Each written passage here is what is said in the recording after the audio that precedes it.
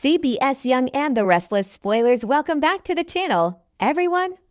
Today is a beautiful day to dive deep into the absolute chaos unfolding in Genoa City. Grab your coffee or your wine because we have so much to unpack and I'm ready to go off. I cannot believe they are doing this. I am sitting here typing this up at 2 a.m. because my mind is absolutely racing after watching the latest episode. And I just need to get this out of my system before I explode. Am I the only one who is screaming at their television screen right now?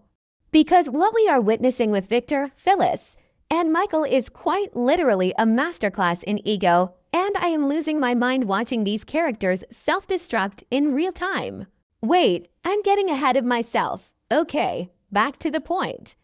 Let's really break this down for a second. We have to talk about Michael Baldwin. Poor, exhausted, brilliant Michael Baldwin. He is literally the only adult left in the room in Genoa City, Wisconsin. In this episode, Michael finally marched right up to Victor Newman and told the mustache exactly what he did not want to hear. And you know what? It was glorious. Somebody had to do it. Michael looked Victor dead in the eye and basically told him that his grand master plan is a legal ticking time bomb.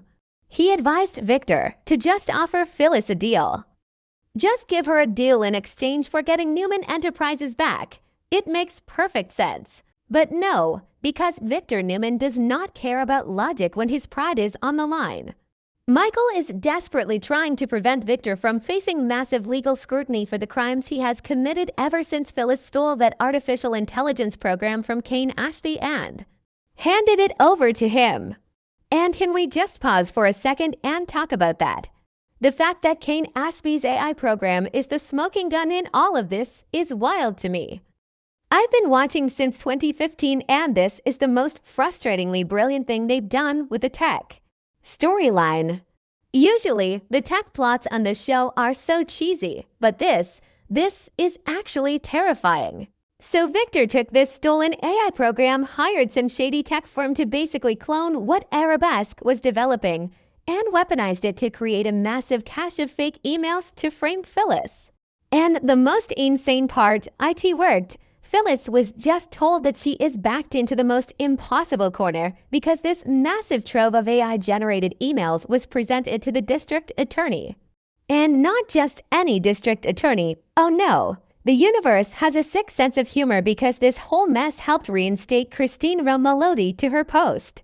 The bug is back in power, and she has Phyllis dead to rights on paper.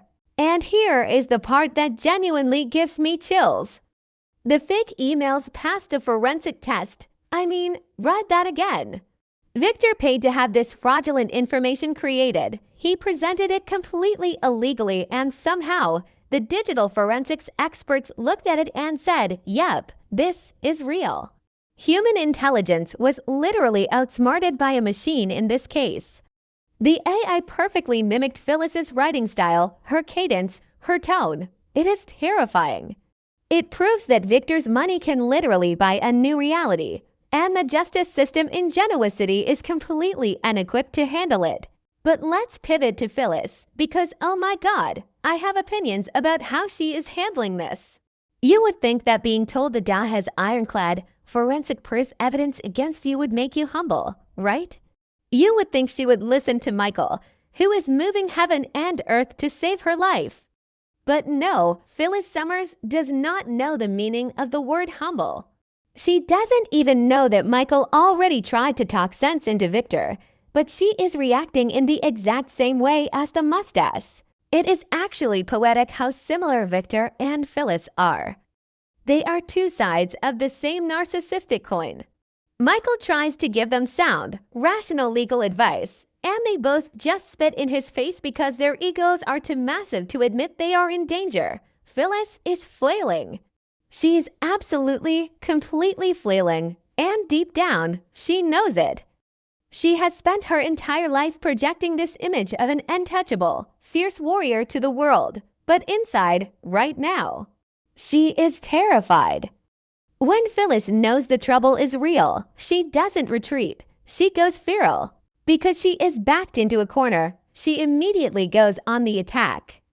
Instead of working on a legal defense, what does she do? She threatens to smear Christine as Victor's pawn. And I know some people are loving this, but personally, I think it's a massive mistake. However, I have to admit there is a deeply calculated psychological angle to her strategy here. Phyllis isn't just throwing spaghetti at the wall. She is trying to trigger Christine's deepest insecurities. Let's take a trip down memory lane, shall we? Because the history between Phyllis and Christine is legendary. Michelle Stafford knows exactly what she's doing playing these beats. Years ago, Phyllis completely decimated Christine's life. She beat Christine, she won Danny Romalotti, and she paraded that victory around town like a trophy. But we all remember how that ended. The victory was incredibly short-lived because Danny eventually found out that Phyllis lied about him being the father of Daniel Romalotti. It was one of the biggest, most explosive reveals in the show's history. And what did Christine do? She didn't just get mad. She got even in the most humiliating way possible. Christine took Phyllis to court and absolutely destroyed her on the stand. She humiliated Phyllis in front of the entire town and successfully stripped her of her paternity rights. It was a bloodbath. So now, decades later, Phyllis is staring down the barrel of Christine's legal gun again, and she is terrified of a repeat performance.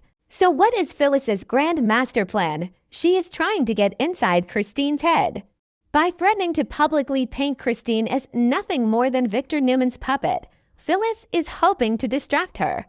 She wants to make Christine so angry, so emotional, and so desperate to prove her independence that she makes a mistake in how she prosecutes the case. It is a desperate, dirty tactic, but honestly, it might work. Christine has always had a massive blind spot when it comes to her own self-righteousness. It is literally the best tactic Phyllis has left because the physical evidence is stacked against her. And while all this psychological warfare is happening, we have Chelsea Lawson entering the chat. I am so glad they are using Chelsea in this storyline. Chelsea is a former con artist. She is a grifter at heart. Even though she has worked so hard to separate herself from that past and live a better life, that part of her brain never turns off. Game recognizes game. She looks at this situation and her alarm bells are ringing. She completely suspects that Phyllis is only in this legal nightmare because of a massive scam orchestrated by Victor and Adam. Chelsea actually had the guts to confront Victor about it. She raised her ethical concerns, basically calling him out for framing a woman with fake evidence. And how does Victor react? He completely dismisses her, because of course he does. Victor Newman operates strictly on the ends justify the means philosophy. He brushed Chelsea off like a piece of lint on his custom suit. He honestly believes his deception will never be proven, and he is totally fine with destroying the justice system as long as Phyllis goes down in flames. Remember when they tried this with the whole Marco Onicelli storyline? Yeah, didn't work out so perfectly then either, Victor. Which brings me back to my main man, Michael Baldwin.